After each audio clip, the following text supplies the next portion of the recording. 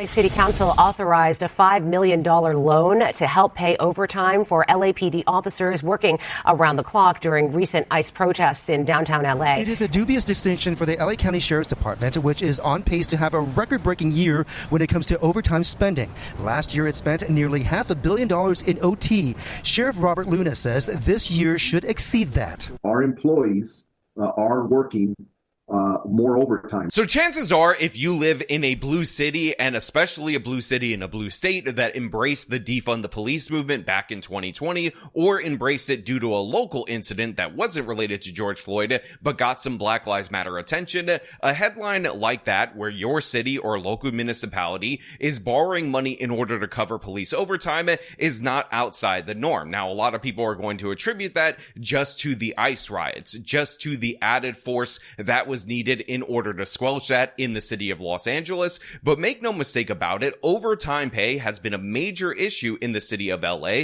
ever since they decided to cut police officers and, of course, funding from the department. In fact, there was a story from the LA County Sheriff's Office from about a month ago of an officer who ended up dying in a car accident, and they actually suspected that the cause of his death was that he was tired behind the wheel of a vehicle, and that ultimately ended up leading to the crash.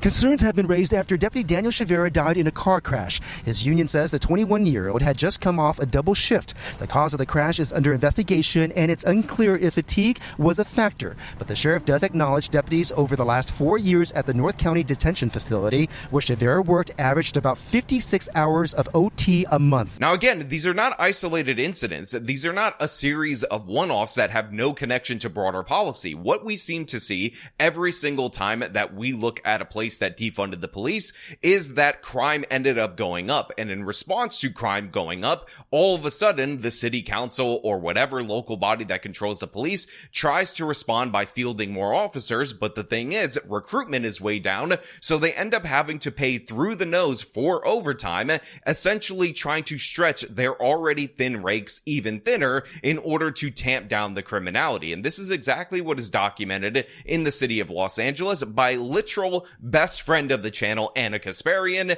in her recent piece about police overtime and how this is directly tied to efforts to defund the police, which ironically doesn't even work in cutting the budgets for these various police departments. And that's what we're going to talk about today. That's what we're going to break down. But before we do, I want to thank everybody who supports this channel via actualjusticewarrior.com/join. Give me the money. Give me the money. Okay. Now, this piece is brought to us from Real Clear Investigations. It is written by Anna Kasparian, again, literal best friend of the channel, checked in on me after a dog savagely bit my hand. It's real, guys. It's real. Which, by the way, was not a pit bull. Stop asking. Also, I'm okay. Everybody relax. It was traumatic, but I got over it. But this piece actually highlights, again, all these different various officers that are making obscene amounts of money due to the fact that the city of Los Angeles foolishly cut the ranks to the police force, and that, of course, is being paid out in spades in overtime pay to ridiculous proportions. Now, she starts from the year 2023, which apparently is the last year that we have fully published figures, and she highlights a detective called Detective Rand, who apparently made around $325,000 in a year, nearly doubling his pay due to the fact that he worked significantly more overtime. And again, as Anna Kasparian highlights, this is not a one-off. This is not an isolated incident. This is not an individual just taking advantage of the system. This is the system being crippled by left-wing progressives, and the obvious result of people's backlash against the defund the police movement in wanting more officers out on the streets end up resulting in higher overtime because they just don't have the ranks. Now, the nearly $325,000 salary, according to OpenGovPay.com, easily topped the $224 that Governor Gavin Newsom makes and the $301,000 that Mayor Karen Bass makes. And Rand's case, as Anna says, is not unique. In 2024, the department spent an all-time high of $265 million in overtime alone, which is an increase of $100 million for that line item in the city's budget since 2019. Now, she also points out that before that year, no LAPD officer had ever earned more than $235,000 in in overtime pay. However, in 2024, 7 officers did, including Detective Nathan Curie, whose combined compensation of $603,887 made him the highest paid cop in the city of Los Angeles, according to a report by openbooks.com. All told, nearly 3 dozen LAPD officers made at least $400,000 in overall pay for the year. Now, I don't know if you guys remember what the LA City Council decided to cut from the Los Angeles Police Department all the way back when in the year 2020, right before their rampant crime spike, specifically in homicides, but it was about $145 million that they wanted to remove from the budget in order to flood into the social workers, because really we didn't need to send all these armed officers to these violent crime scenes because social workers were going to save the day. But again, as you can see by the numbers, what they're paying out in overtime each and every year since that horrific error, what's ultimately the consequence is not only do you fund programs that absolutely don't work and are an absolute mess, but in addition to that, you end up paying more money for police. And again, if these were the top cops, the absolute best of the best that were earning over $400,000 a year, I might grimace at that number, but the results could prove to be worth it. But the fact is, you would do significantly better hiring more officers in order to handle the increased workload rather than just paying so many people so much overtime. And again, not factored into this particular article is what I told you earlier on about the LA Sheriff's Department, which is on pace for an insane $500 million in overtime pay for that particular department. And again, this is because of the defund the police policies backfiring in every possible way. Remember, they promised us crime would go down, the cities would be safer, police violence would reduce, and again, think of all the savings that we were going to get because we were just wasting money funneling it into law enforcement, and it turns out they were wrong in every regard. It turns out you're even spending more money, so even cutting the money to the police doesn't actually reduce funding to the police. Now, Anna attributes the spike to 3 main factors. 1, a shortage of cops. 2, the city council's continued embrace of the defund the police movement. And of course, general fiscal pressures. However, cutting the force is costing the city more, not less, while hindering the LAPD's ability to respond to calls for help. Now, this isn't mentioned in this particular article because this is about the city of Los Angeles and the LAPD in particular, but if you guys will remember, I recently covered in the city of Oakland that a new study came out that showed that the loss of tax revenue due to the increase in crime, due to the fact that the Oakland City Council cut back on the Oakland PD, was actually one of the main driving factors in the budget deficit that is crippling the city economically. So it turns out one of the things that I've been telling you on this channel for years is absolutely true, which is crime drives poverty, not the other way around, is not only proving itself to be fact in the city of Oakland, but in the city of Los Angeles, we are seeing similar results as business receipts end up going down in downtown Los Angeles due to the fact that people don't want to be there, due to the fact that crime is up, due to the fact that there are less police and longer police response times. All of these factors are combining in order to create a death spiral for the city of Los Angeles, but unfortunately, they have enough members of their city council that are still wedded to the idea of defunding the police that it doesn't look like they're going to reverse course. But again, logic and reason ends up prevailing to some extent when they realize that they need to field these officers for overtime. So it still, of course, costs the city more money when in reality what they need to do is go on a hiring binge to bolster the ranks of the LAPD. And again, we can look at the numbers so we can understand how bad it's actually gotten. So in 2020, there were 14,902 LAPD employees. This includes both sworn officers and civilian staff, and this made for a budget of $1.71 billion. 4 years later, the department shrank to 12,617 employees.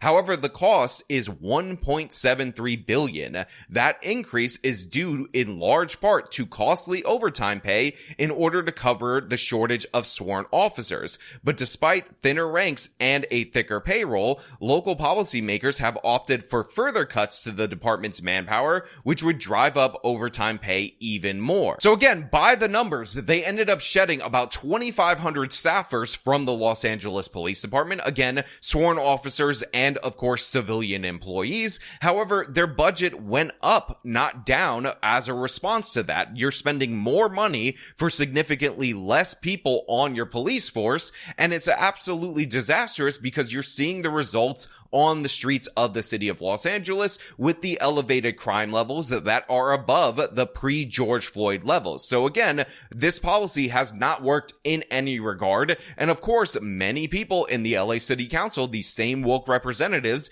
that ran on and won on defund and some of them abolished the police platforms, are doubling down on their desire not to hire more officers. Now, a recent report by openbooks.com found that it's not just police officers who are being asked to do more. Quote, the top paid lifeguard in LA County was compensated more than $500,000 in 2024, and over the past 5 years, a single lifeguard was able to pull down $702,000 in overtime alone, the report said. Los Angeles has spent $1.1 billion on overtime pay for public workers across city departments in 2024, a figure higher than the city's nearly $1 billion budget deficit. Los Angeles is just one of the major cities struggling to provide basic services in the face of declining revenues stemming from shuttered downtown businesses, loss of federal funds, and sharply rising pension payments, among other reasons. So again, this is nearly an identical scenario to what we saw in the city of Oakland. You end up cutting your police department due to the fact that you believe they're filled with evil white racism. Everybody watch out for the evil white racist police. Like, oh, so you said that it was a white guy. What happened? And then what ultimately ends up happening? Crime goes up. Thefts go up, businesses get put out of business, tax receipts end up going down, and as a response to that, you end up with a budget deficit. So you start making cuts. You cut other public positions, and again, they have to be compensated more with the remaining staff making overtime, and of course, they go to the police because it's a large portion of the city's budget, and they make even more cuts against the department. And again, then you have more crime, you have less tax revenue, then of course, you have a bigger budget deficit, and essentially you set yourself up for failure. You created a death spiral that could have been avoided had you not embraced these ridiculous policies. And again, this isn't speculation, this isn't theory, this is something that people used to acknowledge in this country, and now they're starting to acknowledge it again. Again, see my video on the city of Oakland, realizing that a huge portion of their budget deficit is attributed to the crime as a result of them cutting their police, and you realize that there's almost no way out of this except for temporarily cutting other government services, bolstering your police ranks, and hoping that businesses return so that you have more revenue to spend on your pet projects. Now, Anna continues, the recent riots in Los Angeles and President Trump's Simply hearing Trump over and over again. decision to send 4,800 U.S. Marines and members of California's National Guard to the city have focused attention on its shrinking law enforcement capabilities. The LAPD, which was staffed with around 10,000 sworn officers at the start of 2020, argues that that is the minimum number of cops it needs to respond to 911 calls and address public safety concerns. But LAPD brass anticipates that they will lose more than 150 additional officers over the next year, shrinking the force to around 8,620 by June 30 of 2026. Making matters worse for the department, the city council's May 2025 vote in favor of additional LAPD cuts will leave the agency with just 8,400 cops, the lowest number since 1995. That will continue a long-term trend. Now, Anna also points out that the LAPD's per capita numbers, which by the way, in this section of the article, she forgets to say that she's counting the number of officers per 100,000 people, is significantly lower than other notable departments like the DC Metro Police, which has about 543 officers per 100,000 compared to the LAPD's 240-ish officers per 100,000, which is almost half the size compared to their population as their DC counterpart. Now look, I will link this entire article in the description of this video so you can get a detailed breakdown of the numbers. Hopefully they make the correction to make it clear that they mean per 100,000 for those officer numbers. But one of my favorite parts about this particular article is when Anna talks about one of the programs that they diverted funding away from the LAPD from, which of course is a program to send unarmed teams of individuals to areas in order to deal with the mentally distressed or cases that allegedly don't require an armed officer in order to deal with. And one of the hilarious things about this is that not only is this program that they're adding $14 million more to not proven to be effective at all whatsoever, but it turns out when these unarmed teams of individuals go out and confront the mentally ill, because, you know, they're trained to deal with those people, they know how to handle those situations much better than law enforcement. Oftentimes, the result is they just end up calling the police. So again, you're not only paying for these social workers that are supposed to replace the police, but these social workers end up calling the police just to deal with this situation. So instead of sending one squad car, which will typically have 2 officers in it, you end up sending a team of 5 social workers who just call the police, and then the 2 officers show up anyway in order to deal with the situation, because spoiler alert, these situations with mentally distressed people that you don't need an armed officer for oftentimes spiral completely out of control, and if civilians could handle them on their own, they wouldn't have called for help in the first place. Now, Anna also highlights a bunch of city council members that are absolutely terrible on this issue. You have Isabel Jurado, who responded to the campaign question about public safety by saying F the police. Jurado's campaign was backed by other members of the city council like Nitha Raman, Eunices Hernandez, and Hugo Soto Martinez, who all won seats with their calls to defund the police. Now, you guys might remember we actually covered Soto Martinez on this channel before because he was one of the major proponents on the $30 wage increase for hotel employees that has resulted in the cancellation of certain renovation projects and expansions in hotels in the city of Los Angeles that, of course, will not only cost employees their jobs, but will cost the city of Los Angeles more money. So it's nice to know that Soto Martinez is terrible on every issue, not just a few issues. Now, Councilwoman Rahman, who is also named in this list of terrible representatives by Anna Kasparian, is also somebody who's notable during the spike in catalytic converter thefts that we saw a couple of years ago in the city of Los Angeles and across the country, for saying that it's not the fault of them not having police officers, even though they were solving these cases at comically low rates. In reality, it's the fault of the auto manufacturers for making catalytic converters so easy to steal. So in reality, what we needed to do was not only arrest poverty, but arrest General Motors and Toyota as well, because apparently the catalytic converters were being stolen not due to lax law enforcement, but due to the fact that these innocent Baba Angel Aladdins couldn't resist because it was too easy to steal. Now, like I said earlier, you can read the full article in the link in the description. I actually think it is a very important piece because it shows the failure of defund the police on multiple different levels. But the thing is, this is an elitist belief, often described as a luxury belief. Again, I played this clip from this guy giving a speech on luxury beliefs where he outlines who is supportive of these programs, and it turns out it is people who make over $100,000 a year and the people who are the least likely to be impacted by a shortage of law enforcement, because it turns out the minority high crime areas have a lot of minorities that are being victimized by crimes, and this is why they show up time and time again in polling as being opposed to defunding the police. So what is an example of a luxury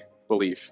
Well, in 2020, the defunded the police movement gained a lot of momentum, and in early 2021, YouGov ran a survey and found that overall, Americans were very much against defunding the police. But when they broke down the results by income category, they found that the highest income Americans were by far the most supportive of defunding the police. There was another survey of just Democratic voters and found that white Democrats were far more supportive of defunding the police than Black and Hispanic Democrats. And so as a result, despite the fact that most people didn't want this, many cities across the U.S. subsequently reduced spending for police departments. And this has contributed to the violent crime wave that we've seen over the last couple of years. Now, with all that being said, I want to know what your thoughts are on the consequences and the fallout of defund the police down in the comments below. Also, I will remind you to wish Anna Kasparian a happy belated birthday. It passed by a couple of days ago, so I think that would be nice. Also, she brought us this great article for me to make this video, so I do appreciate it. But as per usual, if you like this video, show them by leaving a like, subscribe for more content, follow me on all my social medias. You can support me via the support links in the description of this video. This has been me talking about Anna Kasparian destroying defund the police. Till next time.